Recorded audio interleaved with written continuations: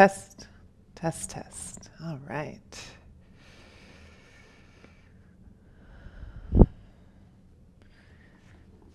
Hello, my friends. Welcome to Mindful Monday. We'll spend 2 minutes sitting quietly waiting for everybody to arrive, including me, of course. I'm arriving with you. So get settled, close your eyes, make any adjustments to your seat, take a drink, and we'll sit for about 2 minutes.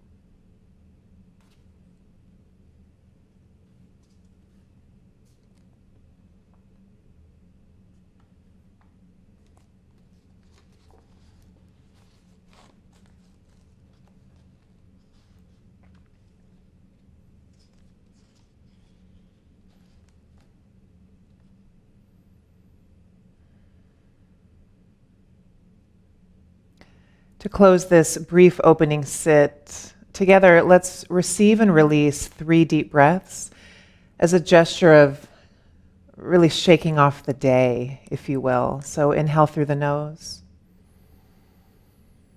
Exhale out the mouth, maybe even with a sigh.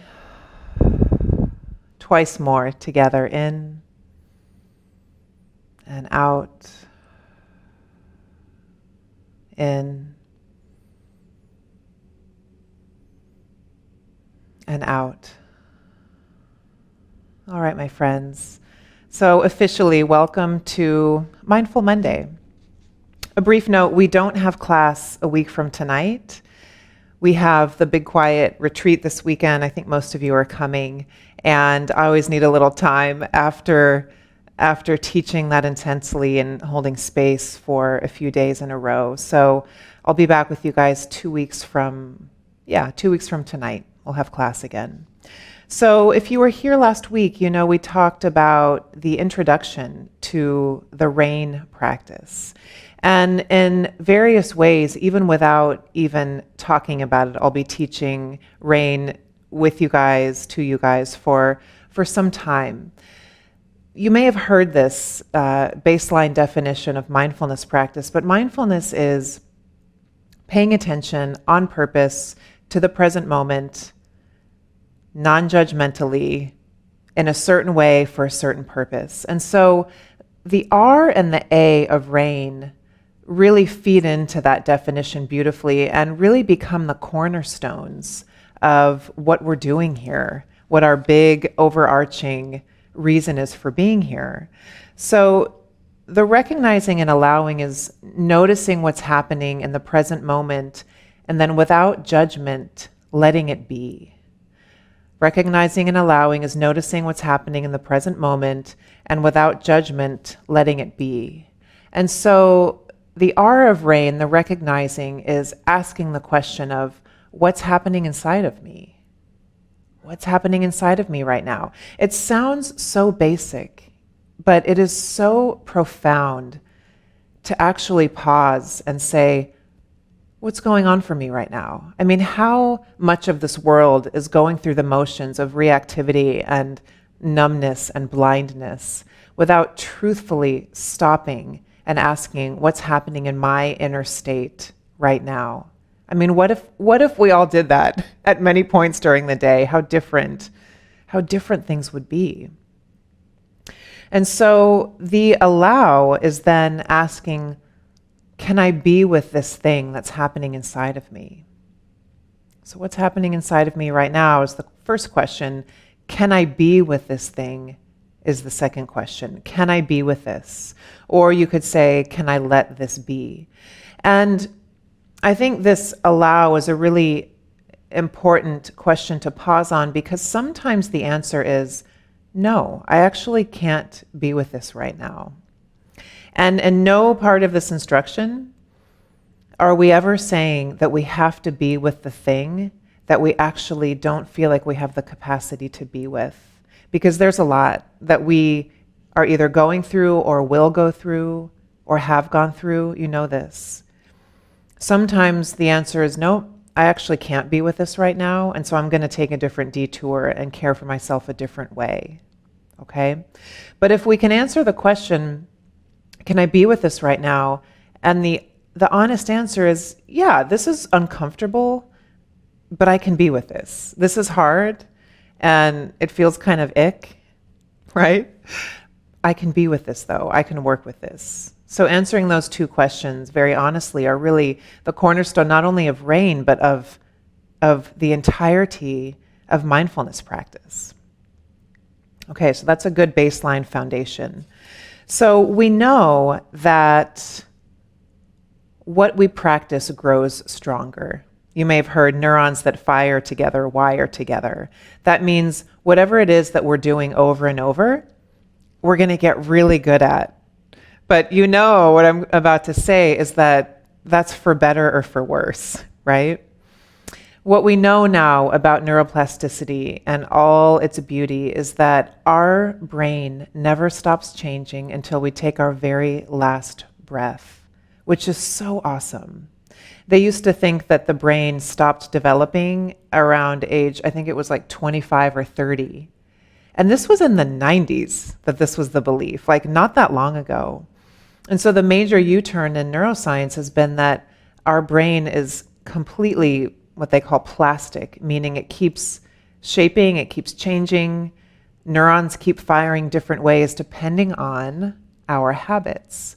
And so this practice of recognize and allow is the pause that allows us to fire different neurons together so we create new wiring for new habit. I think about this a lot, and I'll share a kind of personal story. You know, during the pandemic, I know alcohol sales went through the roof. I mean, to the point where liquor stores were considered, what was it called? Like priority businesses. I forget what it was called.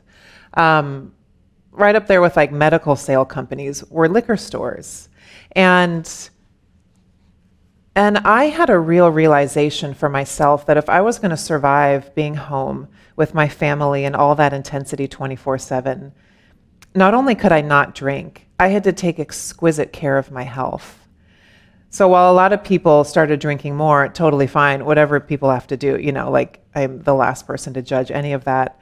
I realized for me to wake up feeling at all not my best was a bad combination of that combination of then being around my family all day, because I wanted to be my best for them and I couldn't.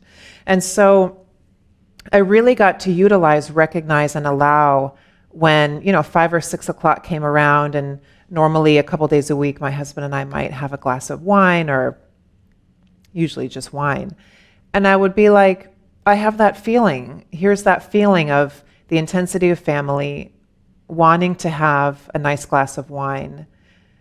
Can I just allow this discomfort and this inner tension to be there without acting on it?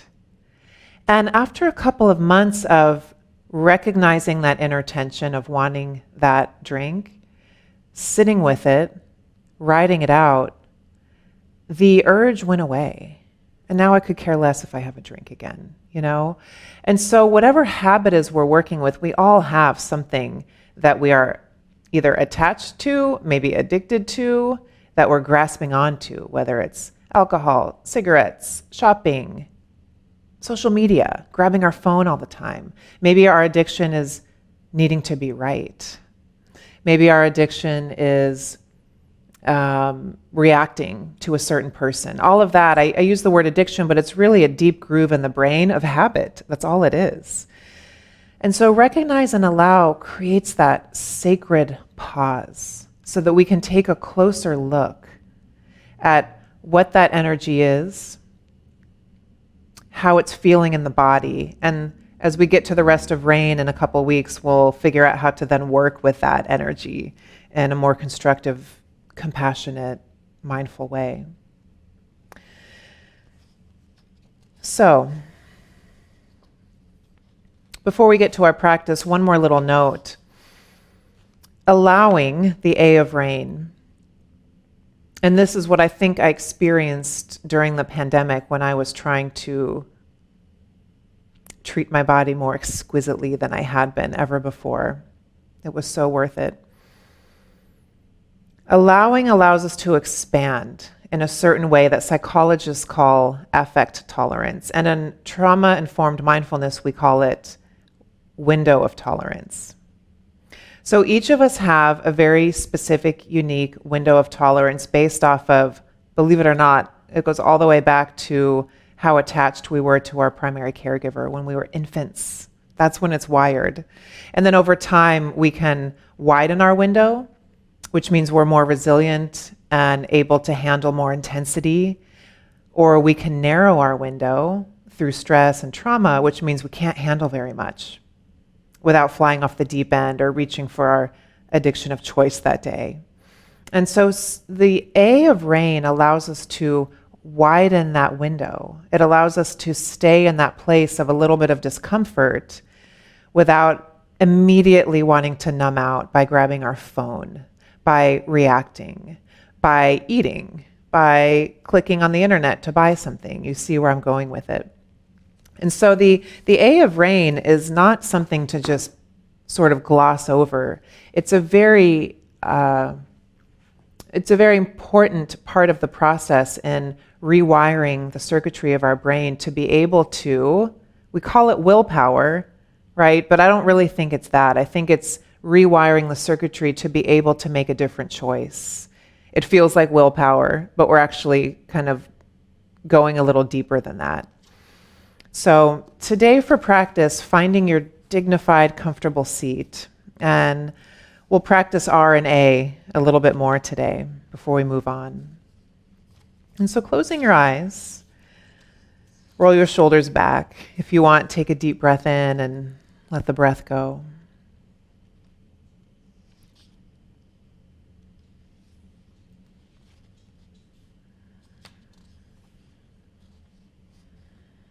To start, collect your attention by resting in the movement of your breath, that felt sense of how the breath feels moving in and out of the body.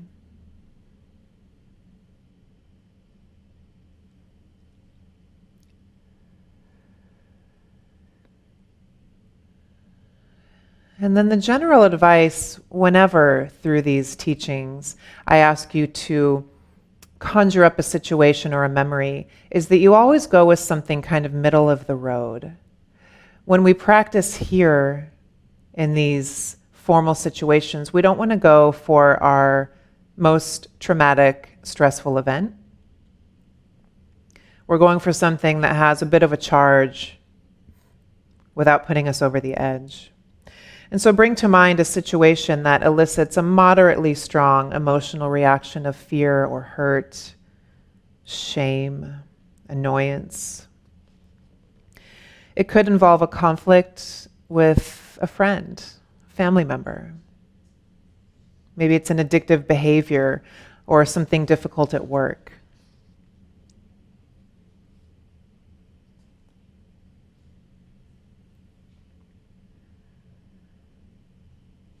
And review the situation as if you were watching a movie.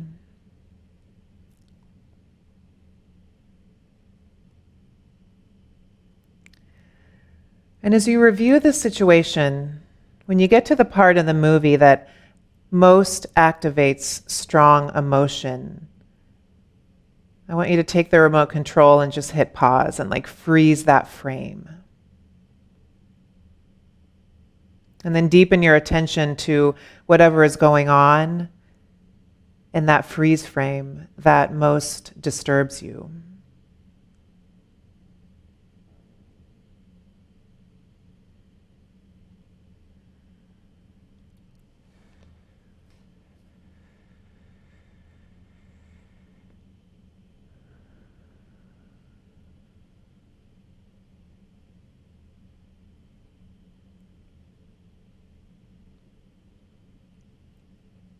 Ask yourself that first question to recognize what is happening inside me and notice whatever feelings are most painful and most intense.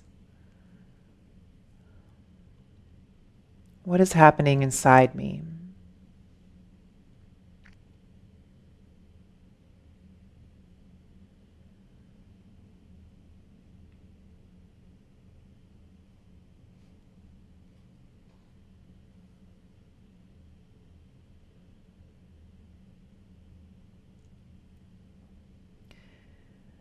And now become aware of your attitude toward those feelings, all the ways that you might be saying no to your experience. Probably not the word no, but perhaps the resistance or the inner struggle of not wanting to feel what you're feeling. Maybe there's a secondary rise of emotion.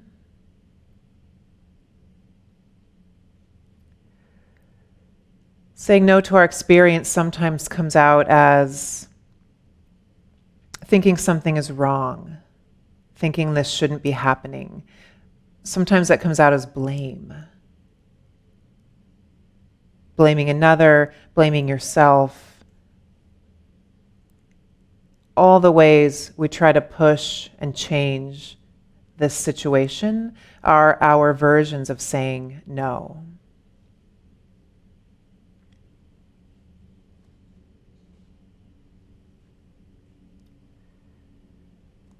And we can even experiment with this with sending the word and the energy of no. So send the word and the energy of no directly into the place inside that most distresses you. And just sense what happens to the body, what happens to the heart, what happens to the mind when you push away, when you reject what you're feeling.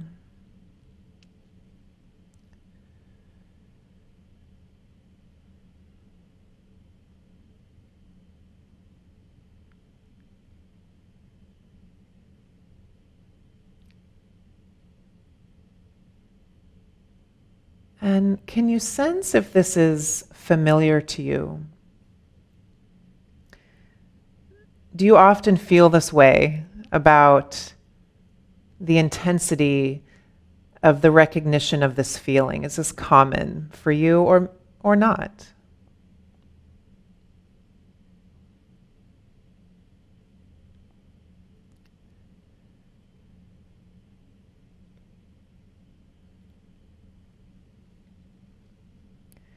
Now take a few full breaths with the intention of kind of clearing that out, and remind yourself again of this freeze frame, this most difficult part of the situation, and recall again these feelings. But this time ask yourself, can I be with this? Can I be with this? Or can I let this be?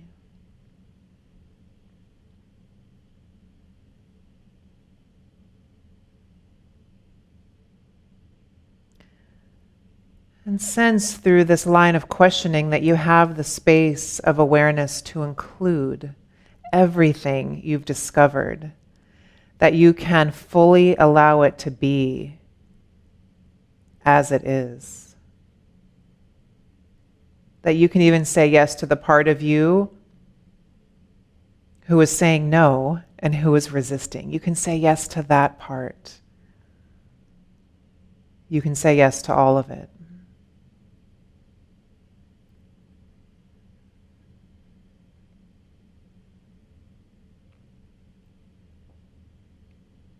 And so experiment here by dropping the energy and the word yes to whatever you're feeling most intensely. What does it feel like in your body when you say yes? And please remember, as we talked last week, yes doesn't mean you're agreeing. It doesn't mean you're condoning. All yes means is that you are allowing yourself to accept the feeling of what's happening inside of you in this moment, without judgment.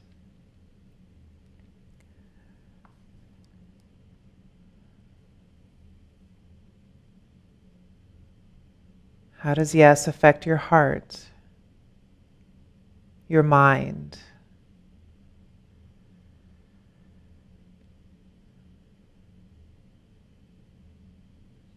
Can you allow the yes to be as full and unconditional as possible?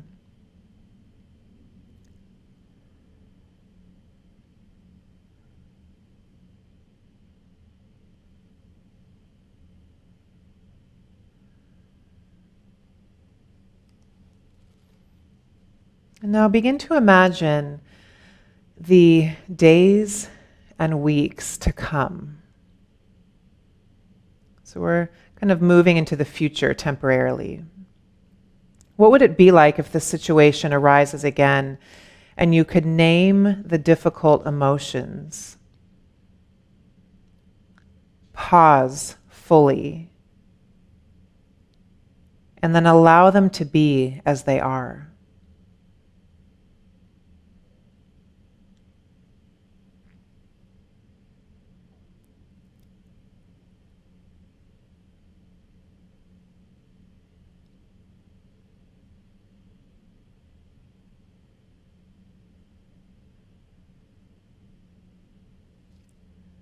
What possibilities might open up if you could pause and say yes to your inner life?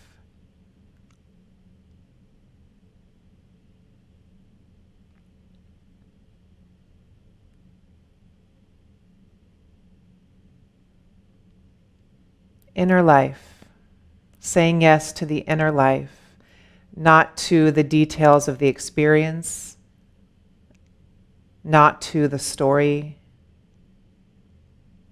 If there's another person involved, you're not even saying yes to the other person unless you want to, but that's not what this is about.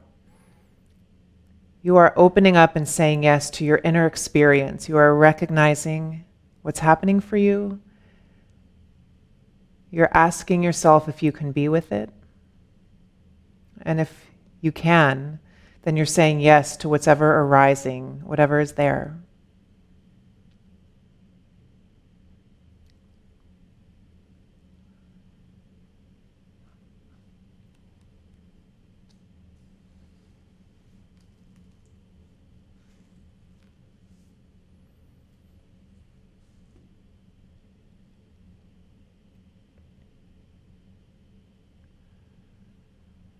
I wonder if you might close this section with just one word of how that might feel in your body. I know my word is usually spacious, like the opposite of contracted. How might this feel in your body to recognize and allow during this challenging situation?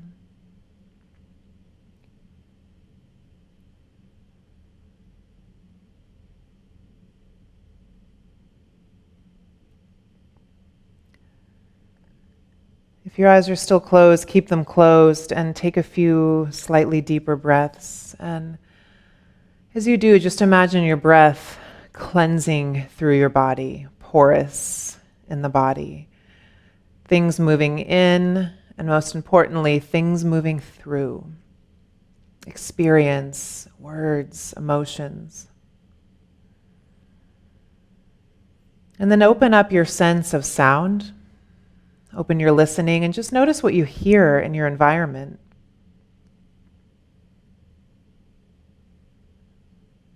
We go from this deep inner state to a more external, mindful awareness.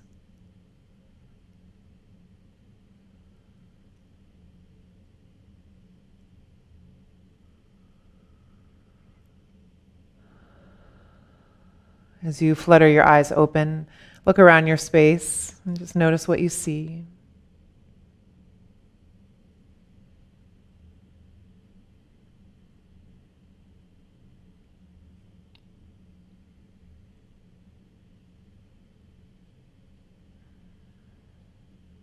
And as you come back to center, bring your hands to prayer. Thank you guys for sitting tonight. I'll see you same place, same time in 2 weeks. Much love.